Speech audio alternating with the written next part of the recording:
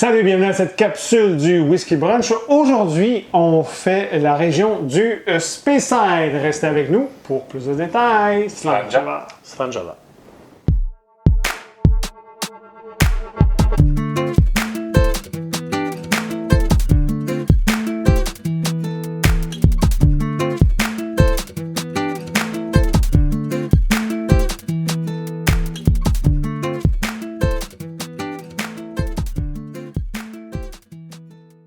Bienvenue à cet épisode du Whisky Brunch où on fait le tour de la région du Speyside. On va faire évidemment le tour de cette région qui contient presque 50 distilleries, qui est une région définie où on a eu la chance, Eric, de demeurer pendant quelques jours à Dufftown. Oui. Auquel, désolé Martin, t'étais pas. Non, ça va. J'ai appris à vivre avec. Où il y avait beaucoup de distilleries autour de nous et on a pu visiter. On va faire le tour de 3, pas nécessairement de celles qu'on a visitées, mais on va vous donner nos opinions. On va faire encore une fois la dégustation de 3 whiskies et vous laisser nos commentaires. Oui. Donc, le Speyside, cette petite région d'Écosse qui est magnifique, dans laquelle on trouve la majorité des whiskies vendus. Quand on parle de Glenlivet, de Glenfiddich, etc., c'est Macallan, on va vous en présenter un tantôt, c'est 50-70% de la production d'Écosse de whisky qui vient de là. Donc, on va vous en présenter 3. On commence avec le premier. Eric, on parle du Macallan. Macallan, donc distillerie qui existe depuis 1826, si je ne m'abuse. Distillerie très populaire. Petite anecdote, Macallan, c'est le scotch qui, sur les ventes Sobeys ont fait une enquête sur un scotch Macallan 1926 qui a été embouteillé en 1986. T'as pas bêté? Non, j'avais pas les moyens. Ça a été vendu à 1,4 million de livres sterling. Donc, ça a battu tous les records au niveau de... T'aurais dû me dire, je t'aurais fait un chèque. Sûrement. Donc, c'est le scotch, c'est lui qui détient le record au niveau des enchères. Je ne sais pas qui l'a acheté, je ne pourrais pas vous le dire. Mais là, ce qu'on va vous présenter, c'est un 12 ans. Donc, 40% d'ABV. Double casque, casque américain et européen. Beau produit. Macallan est très disponible à la SAQ. Je vous invite à le sentir. Si je peux me permettre, c'est un des derniers, corrige-moi je me trompe, monsieur Puriste, je m'adresse à vous, mais Macallan a arrêté d'utiliser les age statements. C'est une façon de faire qui a commencé il y a quelques années où, afin de ne pas nécessairement donner un age statement, donc un âge bien précis au whisky, afin d'avoir une population plus grande qui pouvait l'apprécier. Encore là, en tant que puriste, pour moi, qu'on appelle un Macallan Gold ou Amber, et c'est là que moi, personnellement, j'ai décroché, qu'on retrouve un 12 ans aujourd'hui, so be it. Qu'est-ce qu'on va faire avec ça? Moi, Macallan, c'était mon premier whisky, ma première distillerie. Évidemment, après le Crown Royal et le Chivas Regal, mais où j'étais dans le single malt, et depuis, j'ai abandonné ça. Par question de goût, par question d'un peu ce qu'ils ont fait. Macallan, c'est quand même, selon certaines personnes, ce qui est le plus huppé. C'est vendu beaucoup au Japon, en Asie. Au Portugal, un peu partout. Mais les Japonais copient le Macallan. Je veux dire, j'enlève rien au japonais, c'est pas ça, je veux dire, j'adore les whiskies japonais, mais je veux dire, leur inspiration était le Macallan. Absolument. Donc, c'est un beau produit, mais moi, je suis personnellement rendu ailleurs dans ma dégustation. On a un beau 12 ans. Au nez. Au niveau du nez, Eric, qu'est-ce qu'on retrouve? Un peu de caramel. Un peu de vanille. Très doux. Par rapport à des produits qu'on a déjà vus au niveau des Highlands, où c'était un peu plus corsé, plus fort, je trouve le produit très doux. Très doux. J'y vais avec je vais dire la pomme verte, juste parce que je ne sais pas comment le nommer, mais l'acidulé. Un petit peu le côté acide. Oui. Mais oui, effectivement, la vanille, tu disais le caramel, moi je vois plus un côté vanillé, un côté... Là, je sais que je suis champ gauche, les amateurs de rhum, Les rhums de la Caraïbe, souvent, ils ont un côté plus canne à sucre, plus vanille. C'est l'odeur, je ressens. Est-ce qu'on a un peu de cannelle, de toffee, de quelque chose? C'est très rond. Moi, je trouve ça rond. On parle de tout ça. Tarte aux pommes. Tu sais, on parlait de cannelle. Tarte aux pommes. Oui, tarte avec une pomme. Alors, vous voyez comment, entre 3 nez différents, on peut avoir des choses et il n'y a rien d'imparfait dans tout ça. Non. C'est ce que nous sentons. On y va, c'est ça. Messieurs, Slanja? Sanja.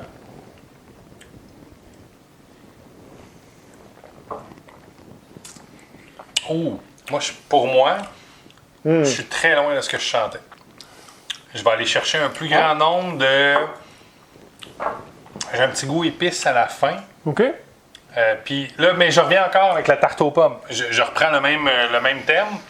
C'est pas nécessairement de la cannelle, mais plus muscade, je vous dirais. Tu sais, il y a un petit piquant de la fin. Ouais. Mais... On le sent bien. On le sent, l'espèce de petit piquant. Mais je trouve qu'il... Contrairement à l'odeur où on est, il est très doux puis il termine très vite. Oui. Il n'y a pas de... Il n'y a pas de fin pour moi. Il est très comme. Il coupe très long. rapidement. Il est long? Ah oui? Rapidement dans le sens que. Je comprends ton point. Là. Je veux pas m'ostiner quand je dis court pour moi.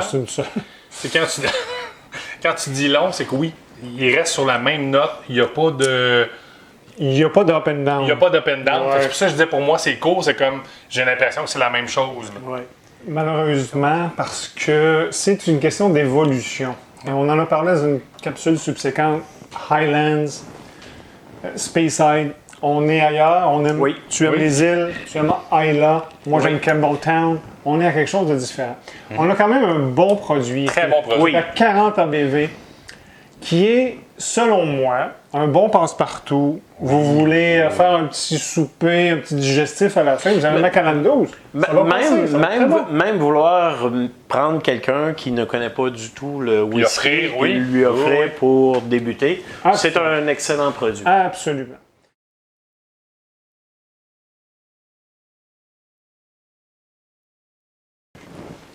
Notre deuxième whisky dans le Speyside, c'est le Glenrothes 12. On se retrouve avec un whisky du Speyside, évidemment. Glenrothes est une distillerie qui est depuis 1879 quand même, qui offre des produits de 10, 12, 18, 25, qui a été maturé ou qui a vieilli dans des fûts de sherry principalement. Donc, on parle d'un... Est-ce qu'on peut dire qu'au Speyside, on utilise beaucoup le sherry puis le Rosso?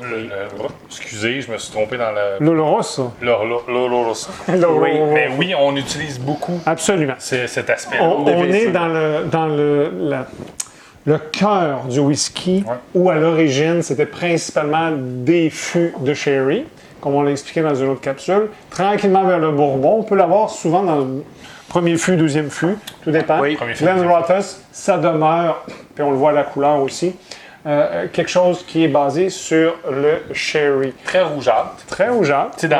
Ça reste un Amber Gold, mais très rougeâtre au look. Là. Absolument. On est à 40% ABV.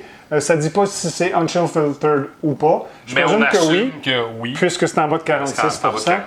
Au niveau des couleurs, je ne pense pas qu'ils ajoutent des couleurs. Ils n'ont pas besoin puisque le sherry va donner cette couleur fantastique-là. Alors, qu'est-ce qu'on a, messieurs? La banane. Je vais être honnête, pour une fois, la banane mûre m'interpelle énormément. Banane, vanille. Le sucre, tu l'attribues à la vanille. Je peux pas mettre le doigt, mais oui, il y a un sucre très présent au nez. Ça, c'est sûr. Encore là, on est dans le Speyside. Un peu de vanille? Ouais. Ben, c'est pour ça que je dis, tu y vas avec la vanille comme Alain, je peux pas. Moi, je peux pas. Très fruité, très sucré, très rond en bouche. Malgré le 40%, on va avoir quelque chose de... Quand même liquoreux. Impressionnant. Impressionnant pour le tout à fait. Alors, Slanja. Monsieur, en bouche.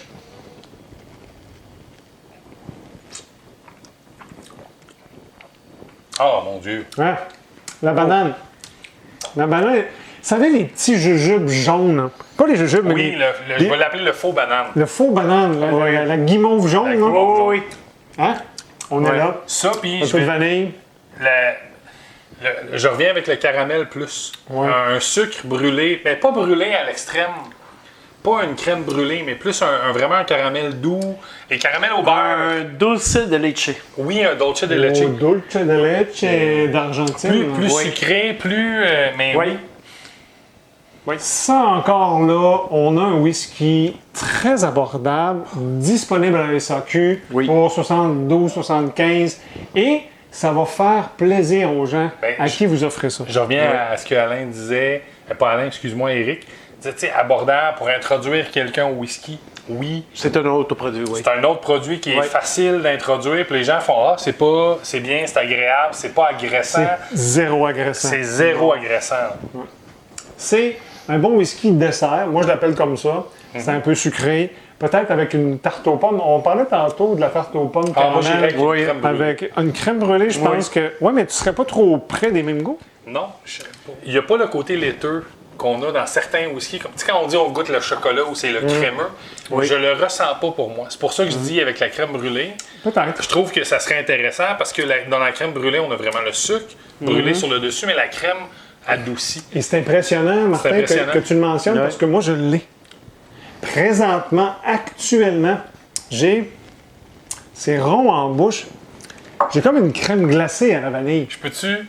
Vas-y. Ça serait un excellent whisky pour convertir en Baileys. Oh!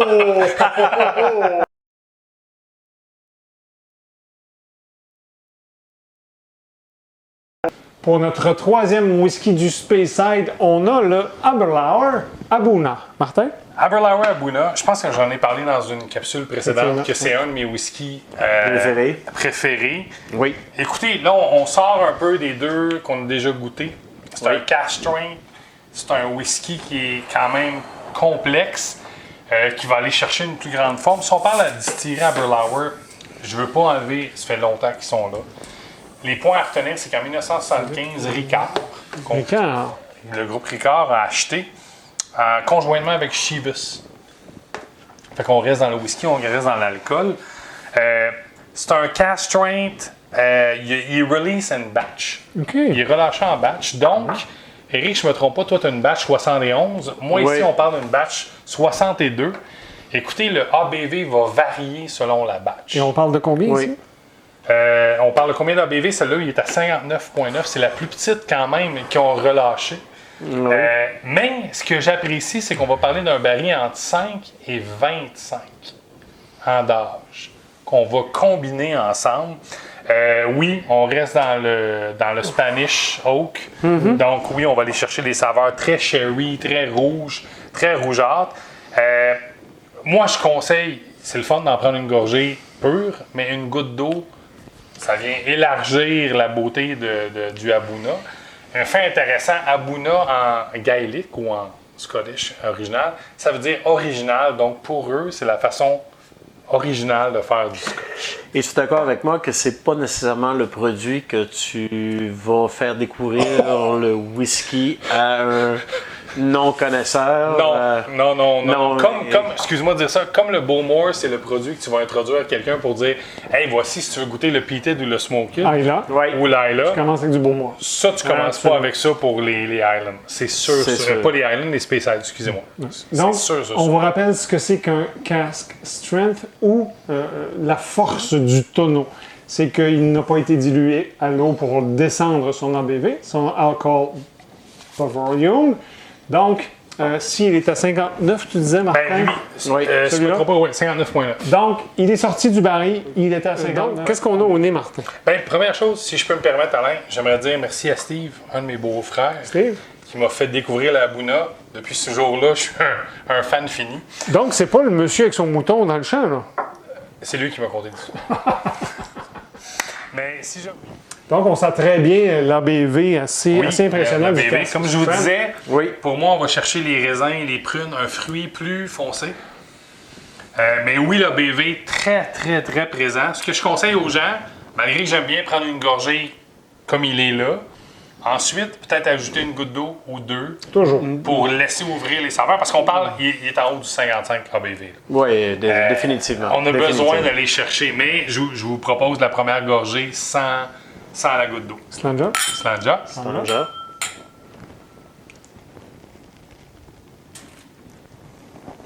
Ouf. Oui, on a la BV. On le sent très on bien. a l'alcool, on le sent très bien.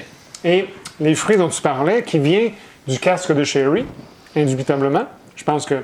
Et là, mais l'alcool est vraiment punché. Là, Oui. on a quelque chose là, qui fait Messieurs, que. Donc, on va ajouter un petit peu d'eau. Oui. On y va goutte à goutte. On fait ouvrir les flaveurs. Ouais. Lorsqu'on ajoute de l'eau, on peut mixer un peu. Et on va laisser un peu de temps à l'eau. mais on vient de rajouter des gouttes d'eau. J'ai mis 3 gouttes d'eau vraiment simples. Ça ouvre l'ensemble du whisky, là. Puis pour moi, il vient de s'adoucir. Mais cette chaleur-là qui vient vous envahir le corps, je vais dire ça comme ça, là, c'est unique Effectivement. pour moi.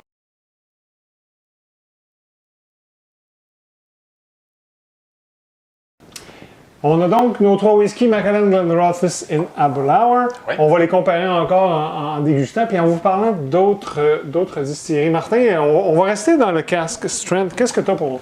Le Glenlivet Nadura, qui est pour moi le même principe, un cask strength qu'on va aller chercher, mais le petit côté peated que Eric mentionnait, peut-être que certaines distilleries essaient d'aller chercher le côté peated. La Nadura, malgré que le peated est très léger, on s'entend ce point-là, mais c'est un produit qu'on va aller combiner le cask strength puis le peated là, qui est intéressant pour moi. Évidemment, Glenlivet, Glenfiddich, ce sont des choses très connues un peu partout. Si vous allez dans un bar et il n'y a pas de Glen, on appelle ça un Glen. Je le résume très rapidement comme ça. Évidemment, il y a Glenfarclas, il y en a plein d'autres, là, mais un Glenlivet, un Glenfiddich, Vous n'êtes pas à bonne place. vous n'êtes pas à bonne place s'il n'y a pas ça pour apprécier un whisky. Eric, de ton côté. Eric, de ton côté. De mon côté, je vous présente le produit Spey, qui est de la compagnie Speyside Company. Le produit s'appelle Fumare. Ils ont environ 6 produits différents. Celui-là ici est beaucoup plus tourbé, fumé. 46 Plus dans ta palette. Oui, un peu plus dans ma palette. 46 d'ABV. C'est un produit qui est très disponible. Donc, produit très intéressant. Intéressant. De mon côté, j'ai ici un Gordon MacPhail. Gordon MacPhail, c'est un embouteilleur privé, par contre. C'est C'est pas une distillerie, c'est un Non, embouteilleur. non. Et ce produit-là, c'est un Morthloch 15 ans. Morthloch, c'est une distillerie qui est à Dufftown, un endroit où on a pu être, Eric, pendant 7 jours. Fantastique. Désolé, Martin. Bon. Et c'était à pied, tout près de notre maison. On n'a pas pu la visiter parce qu'elle est vraiment fermée au public. On ne peut pas y aller. Mais ils ont encore certains produits. Donc, Gordon MacPhail, ce qu'ils ont fait, c'est qu'ils ont acheté des barils et ils ont décidé de produire ce whisky-là, qui est un Morthloch, parce qu'on ne peut pas changer le nom de la distillerie qui l'a produit. Et c'est un 15 ans, c'est un très beau produit. J'ai eu la chance de le trouver à l'SAQ alors qu'il était disponible. Autour de quand même 120-130 $, mais qui est très intéressant. Si on parle du Glenmorangie, hein? Glenmorangie, un autre distillerie du Speyside, a un produit assez intéressant. Très fruité encore là. Très spécial. Très Speyside. Absolument. Ils font beaucoup de... Glenmorangie a été une des premières distilleries à faire des finishes en Porto, en Madeira, en différents types. J'ai eu la chance d'en avoir beaucoup. Et tellement que j'aimais moins ça, c'est qu'ils sont passés date. Les bouchons se sont vraiment désagrégés. Désagrégés. Ouais, mais bon, Glenmorangie, c'est- c'est pas quelque chose que je visite aujourd'hui. Est-ce que c'est logique de... Mais messieurs, est-ce que c'est logique de penser que la majorité des compagnies qui s'appellent Glen sont concentrées dans le spécial? Oui et non. Je te dirais que dans les Highlands, on a beaucoup... t'as Glengatcam, t'as Gleneden, t'as Glendronach, t'as Glengoyne, t'as Glengoyne et t'as Glen Scotia à Campbelltown. Campbelltown. Donc oui, c'est certain que dans les gros noms, Glenlivet, Glenfiddich, Glenfiddich. Glenmorangie, et on sait qu'est-ce que ça veut dire, Glen? Montagne. Ou vallée. Peu importe comment tu veux le voir. Mais Ça prend une montagne ça pour prend faire une montagne une pour vallée. arriver à une vallée. Oui, exactement. Sur ce, merci d'avoir été là pour cette tour de région du Speyside. On vous souhaite une bonne fin de journée. Au plaisir de vous revoir bientôt. Vous laissez vos commentaires, vous faites un like si vous aimez ça, vous vous abonnez et on vous dit drum on! John.